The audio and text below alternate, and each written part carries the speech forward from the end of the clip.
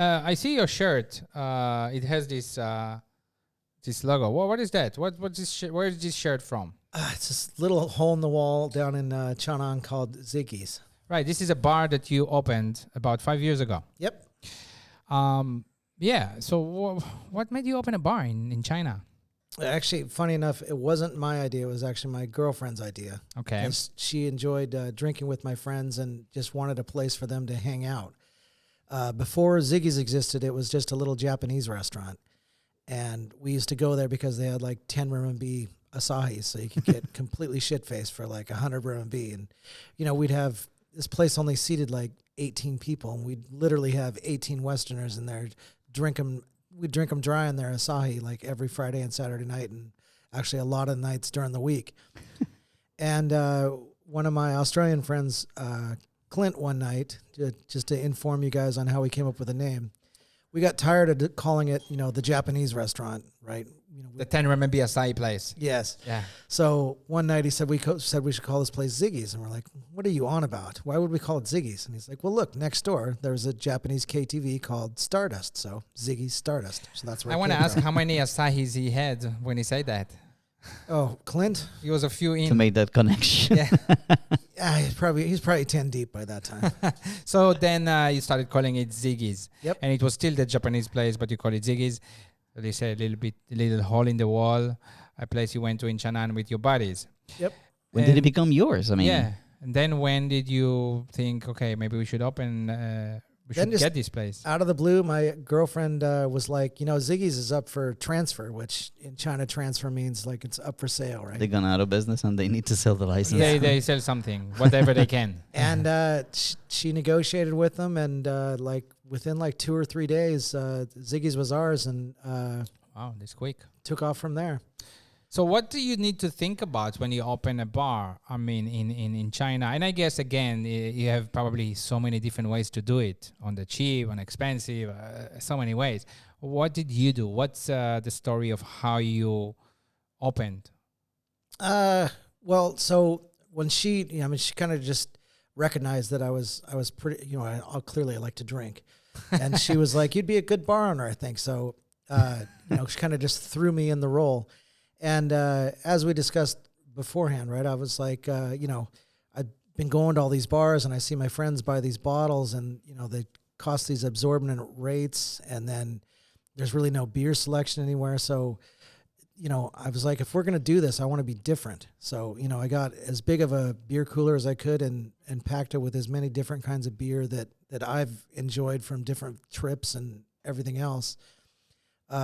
So that's how I did the cooler, right? I wanted different beers that I enjoy, that, you know, we know taste good.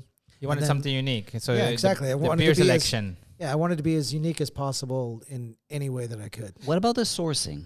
I mean, the sourcing of those beers. You want to have a big selection, but probably some of those beers are not available. Do you import them, or how do you go about getting that wide selection of beers?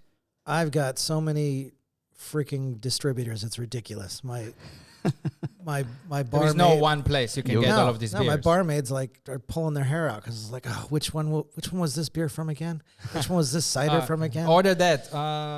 Let me get that Rolodex.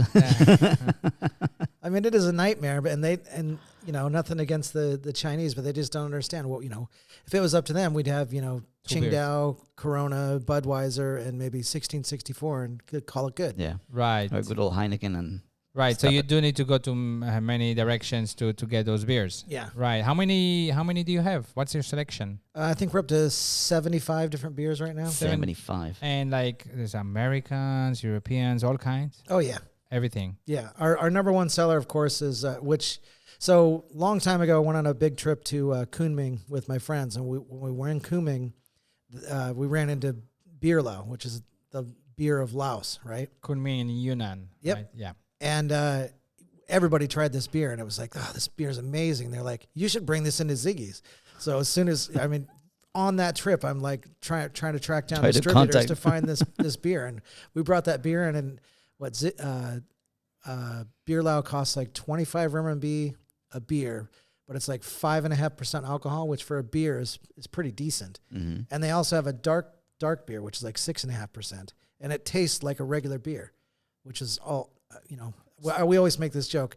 Beer Lao. It's from Laos. They don't even have paved roads, but they make a hell of a beer. So this is a beer from Laos. Yeah. And it's called Beer Lao. Yep. Not sponsoring this podcast, but Neither is Heineken. It's interesting because how do you import it from there? I mean, they have a distribution in China? Yeah, they got it. They yeah, do. It's actually hugely popular. Just It is. for whatever reason, not around Dongguan. I've been to a lot of places like, when I went to Beijing and Hangzhou, a lot of the other bigger cities, they carry it. A lot of the bars carry it. For whatever reason down here, it's not as popular. Is it a craft beer? No. It's not Just craft beer. Just a regular lager. Oh, just a regular It's a lager. lager and a dark beer. Is it the most famous beer from Laos, I guess? I mean, is For there sure. any other beer from Laos? Yeah, I think it's their only export out of the whole country. How many American beers do you have? We got all the, what do we got? You got Brooklyn, right? You got that. Nah, we don't carry that anymore. Not anymore. Yeah, for whatever reason, craft beers, other than like we have Liberty Skinny Bitch on draft, Right. and a few other sporadic craft beers, but nobody in Chanan drinks craft beers. Oh, why? I don't know. It's just not a big thing down there. Well, I mean, They're not very fancy, I guess. I used to have a huge craft beer selection, and they would just sit. Right. So now I have just our regular lagers and a few. Get like UK beers and stuff like that. So did you? For me, I think a lot of boys, when you are young, you dream one day you'll own a bar. Maybe when you're a teenager, right? Did you have that? No, not really. No, not It really. was not in the books. So it was kind of a surprise. You open a bar. Oh, maybe I will be good in that. I never thought it would happen. Okay. Just I guess if you just get drunk with people, eventually things happen. What do you usually drink at the bar? You can see by my svelte figure that I'm in really good shape. So I was told to stop drinking beer, which is not happening. Right. And they told me that maybe if I switched to like gin and tonic, It would help with the figure. it would help my figure. I don't think which so. didn't Right? work. No, I mean tonic. Still as much sugar in tonic, Yeah, but exactly.